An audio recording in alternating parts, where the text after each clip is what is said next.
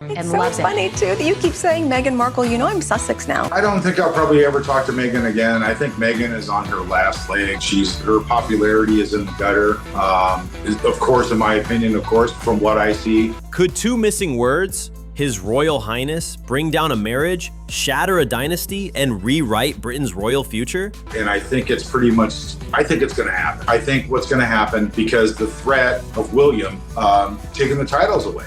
Can you imagine quitting any job and assuming you are going to still get the perks of that job? It's such garbage. Yeah. But I think once the titles get stripped, I think Harry's done. While the cameras flash on palace balconies and Malibu driveways, a silent clock is ticking toward a decision that could wipe Prince and Duchess off Harry and Meghan's passports forever. If the titles go, insiders swear the marriage could follow, and that single domino might topple the House of Windsor itself. Smash that like button if you think the crown should keep or cut those titles, and tell everyone in the comments why before the next jaw drop lands. And I do believe, Meghan is driving this whole caravan for him. He is so stressed out. You can see it in his face. Despair. The rumor that ignited the firestorm came from deep inside Kensington Palace. According to well-placed courtiers, Prince William has quietly sketched a succession blueprint that calls for removing the HRH style from Harry, Meghan, and eventually their children. The document, sources claim, sits in an embossed folder a heartbeat away from Charles III's famous red dispatch box. All it would take is the monarch's signature plus an official notice in the London Gazette. Former Home Office Minister Norman Baker calls it no harder than changing the royal stationery. In theory, that stroke of a pen ends the Sussex experiment. In practice, it detonates an entire brand. The fallout would reach from Buckingham's throne room to Netflix's boardroom, slicing security budgets, merchandising deals, and even the couple's US immigration status. Yet William's camp reportedly views it as house cleaning, not punishment. Strip the HRH, tidy the line of succession, and spare the monarchy another decade of transatlantic crossfire. But Buckingham whispers say the prince hesitates for a personal reason. He worries about what the decision might do to his brother's family. That concern may fade, however, because outside the palace gates, the British public is already marching ahead. But also because last week it was revealed that Meghan's been using this HRH in a private capacity. There was a with compliments slip given to a celebrity friend of hers. Well, that interview sparked widespread backlash, with a new poll revealing a majority of Brits want to see Harry stripped of his HRH. A recent Express poll of 4,500 voters found 97% want Harry's dukedom revoked. MPs from 3 parties have floated a titles removal bill in Parliament that would give a crossbench committee the power to do the job if Charles won't. Momentum, like gravity, is pulling the titles toward the shredder. Across the ocean, Meghan is listening. Her estranged half-brother Thomas Markle Jr. lit up Talk TV when he claimed the Duchess has an ironclad ultimatum: no title, no marriage. He says Meghan is running simultaneous calculations. One eye on Harry, one on the crown. Royal watchers call the prediction cynical, yet Markle Jr.'s track record for family tea is disturbingly accurate. Even Hollywood publicists now warn that if the HRH disappears, the Duchess loses both a marketing jewel and the moral high ground that underpins her post-palace identity. For Harry, whose popularity once rivaled that of his grandmother, the stakes feel existential. Before wedding Meghan, he polled as Britain's favorite royal. 7 turbulent years and several headline-grabbing interviews later, he languishes below Prince Andrew in some favorability charts. Friends whisper that every fresh survey leaves the Duke more anxious, more defensive, and more convinced that clutching the title is the only way to keep his family safe and his legacy intact. But polls tell only half the story. By late 2024, the Sussexes' public narrative had split like a double helix. On one strand glided Meghan, solo red carpet tours, a signature lifestyle brand, and a 9-figure Spotify to Netflix pipeline. On the other strand paced Harry, veterans charity events, legal crusades against tabloids, and a 40-year-old birthday party spent with college pals instead of his wife. Paparazzi lenses, which once captured them inseparable, suddenly revealed a curious choreography, rarely together, rarely smiling, and rarely in the same time zone. California insiders insisted the distance was strategic career growth. British commentators rolled their eyes and called it trial separation, Sussex style. Royal analyst Kinsey Schofield told GB News the couple were trying to out-headline each other, which is never a good-look tandem sport. Whatever the truth, the optics felt unmistakable. 2 brands, not one household. That divide widened when Harry returned to court. On May 2, 2025, the Court of Appeal ruled for the final time that he was not entitled to taxpayer-funded security while living abroad. Judges noted his sense of grievance is not legal argument. The Duke called the outcome an establishment stitch-up, suggesting palace aides had pulled strings behind the scenes. Days later, he sat with the BBC in Montecito, his voice thin with defeat, and admitted the loss meant he could not safely bring his children home. I don't think that anymore. Now I know that it was, security was used as leverage. Now, in an exclusive interview with BBC News, Prince Harry has said he is devastated about losing his latest legal challenge over the security he receives when he's in the UK. He won't speak to me because of this security stuff.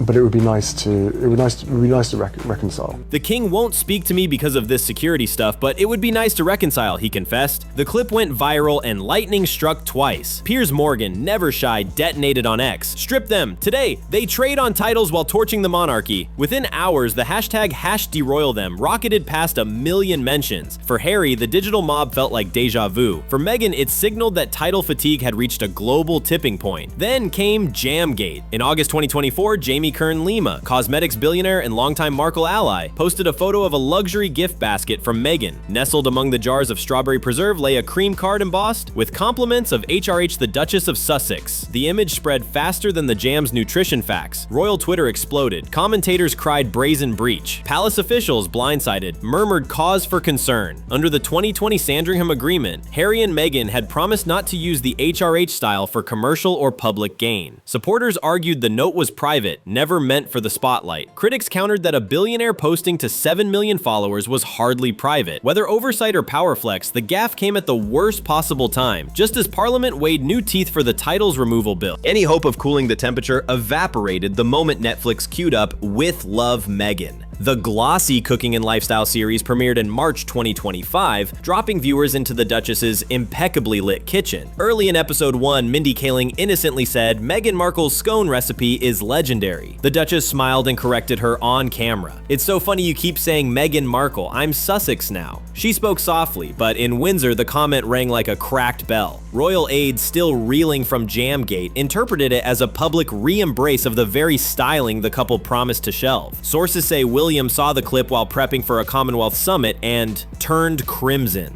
Whether that's hyperbole or not, the timing was brutal. Minutes later, the prince stepped on stage with leaders from Jamaica and Belize, two nations openly debating Republican exits. Reporters pounced, asking if the Sussexes' title symbolized a monarchy unwilling to discipline its own. William dodged the question, yet cameras caught the tight jaw, the curt nod. Lost in the noise is an even thornier question. What about Archie and Lilibet? Children cannot pick their last names, let alone hereditary status. Yet constitutional experts agree the monarch or a regent such as William has power to remove HRH from any royal. If the parents lose theirs, the odds shorten dramatically that the little ones keep theirs. Supporters insist stripping minors would be cruelty. Critics argue it's future-proofing, sparing the United Kingdom from two more quasi-royal influencers swinging between Malibu brand deals and St. James's pomp. Meanwhile, British lawmakers are considering turning title revocation into a bipartisan matter, akin to revoking peerages for treason. One Tory backbencher even proposed a Royal Standards Commission that could investigate conduct unbecoming a duke or duchess. The proposal's language is polite, its intent is not. In committee memos, the Sussexes are Exhibit A. The deepest undercurrent, however, remains race. Meghan's 2021 sit-down with Oprah Winfrey shattered global rose-tinted notions of palace life. Her revelation that a senior royal speculated about Archie's potential skin tone sparked calls for Commonwealth nations to sever ties and triggered Britain's most intense media self-audit in decades. Critics say the institution still hasn't addressed the charge head-on. Supporters reply the couple exploited a private concern for maximum pity. Either way, the wound is open, and every fresh headline, the disaster tore optics in Jamaica, the jam jar fiasco. Jam, and there is jam in the basket of this literal photo that exists with the HRH title splashed across a postcard. The title tug of war infects it further. That cultural split makes reconciliation harder than any legal settlement.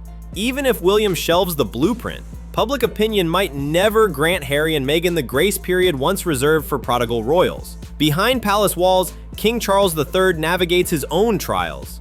A lean coronation year overshadowed by health scares, a slimmed-down monarchy stretched thin, and a union that needs distractions, not divisions. Yet stripping his younger son of royal style risks appearing vindictive.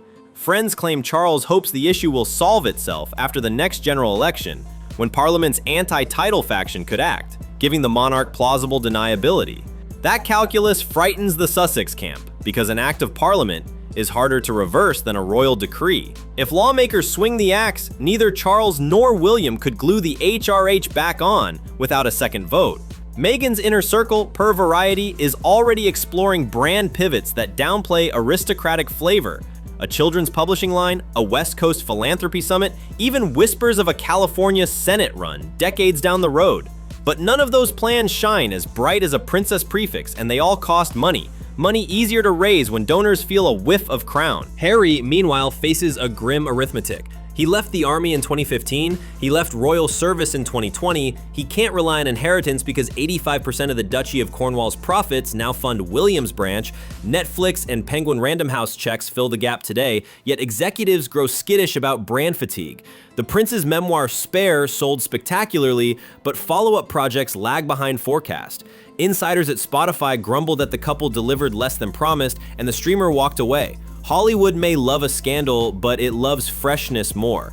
Without titles, the Sussexes risk becoming yesterday's rebellion in tomorrow's inbox. This is why security remains the hinge of everything.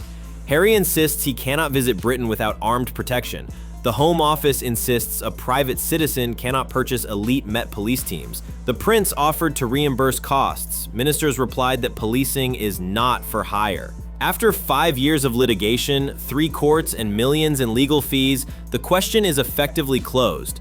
Unless Harry becomes a working royal again or Parliament rewrites the rules, neither scenario looks likely. Thus a paradox. The Duke's longing for reconciliation circles back to the very badge he's unlikely to regain, and each new lawsuit makes perceptions of entitlement worse. Meghan's critics brand the fight a vanity project. Her supporters call it maternal instinct. Few mothers would take children into a country where security protocols are uncertain. The stalemate fuels tabloid covers monthly and guarantees that, in the court of public opinion, the couple stays on trial. Amid the swirl of legal briefs and gossip columns, the Sussex house in Montecito remains outwardly serene. Chickens roam the coop, Archie attends preschool soccer, Lilibet toddles through rose gardens. Yet a subtle reframing is underway. Vanity Fair profile writers note the couple's staff now refer to Meghan as Madam, not Your Royal Highness. Harry signs emails simply Harry. Friends say the adjustment feels liberating. Cynics say it's rehearsing for the inevitable.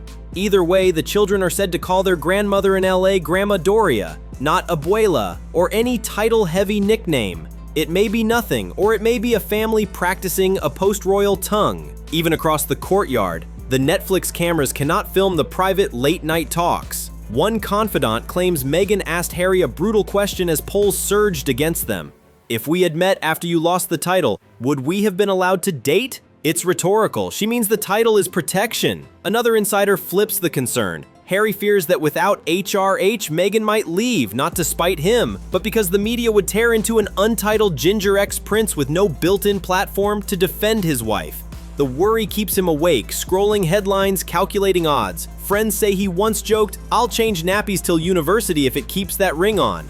Yet the line wasn't quite a joke. Meanwhile, cameras roll on the other side of the Atlantic. At Prince George's next birthday parade, royal aides rehearse balcony formations. William and Kate stand central, Louis waves, Charlotte beams. Spaces once reserved for Sussex smiles now belong to the Duke of Kent, and lesser royals drafted for optics. The message is silent but deafening. Life goes on without them. Television commentators will speculate, where would Harry stand if he were here? Would Meghan curtsy? The fantasy sells newspapers. The reality is emptier. The Windsor balcony tradition began in 1851 to celebrate Queen Victoria's Great Exhibition. It works only when the family appears united. Remove 3 high-profile faces, and the tableau looks thinner than ever. That risk, ironically, may be the Sussex's best bargaining chip. The firm thrives on family optics. Take those away, and the monarchy's future pageantry leans on elderly cousins and hired marching bands. Which leads to the final question: reconciliation or rupture? Harry ended his BBC interview with a plea. Life is precious. There's no point in fighting forever. Meghan concluded the last episode of With Love by telling viewers, the sweetest recipes are the ones you share, especially with family. Critics gagged, fans swooned. Yet both lines point the same direction. They want some bridge back, but only if the terms feel fair. William, say insiders, believes fairness means accountability. Charles, ever the pragmatist, sees a throne that cannot afford endless soap opera. Parliament smells blood in the water and wants closure before the next election cycle. The public, for now, judges daily in comment sections and call-in shows.